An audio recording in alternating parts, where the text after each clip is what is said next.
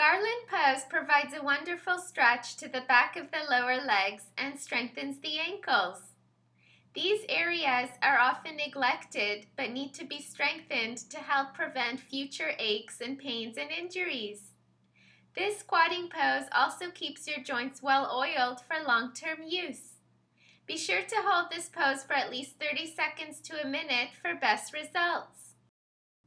Standing forward bend stretches and lengthens your legs, thighs, and spine. It stretches your hamstrings, calves, and hips, keeping them strong and lean. While bending forward, there is improved circulation as fresh blood and nutrients are moving down to the brain. It is important to keep length in the spine and to stay grounded with equal weight on both feet to benefit the most.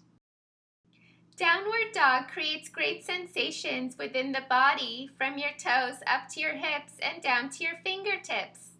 It is an excellent pose for stretching and strengthening your body as well as rejuvenating your mind and spirit. Downward dog stretches your hamstrings and calves while creating balance throughout your entire body. Pigeon pose is a wonderful hip stretch that also stretches the muscles of the knee in the leading leg and your quadratus femur, which is the big muscle that is behind your hip. The hip area is a storage depot for stress, anxiety, traumas, and fear. People suffering from any of those feelings should make it a regular habit of stretching the hips. It is a primal reaction to store those feelings in the hip area and create unbelievable tightness and resistance in the area.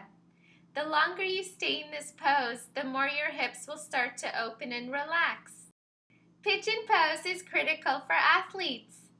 Having more open and strong hips is the equation for power. Increased power means increased speed. The more range of motion you have in your hip joints, the better your speed. Try to hold pigeon pose for as long as you can for best results. High lunge stretches your groin and legs, lengthens your spine, and strengthens your lower body. It improves flexibility of your hip flexors and foot muscles.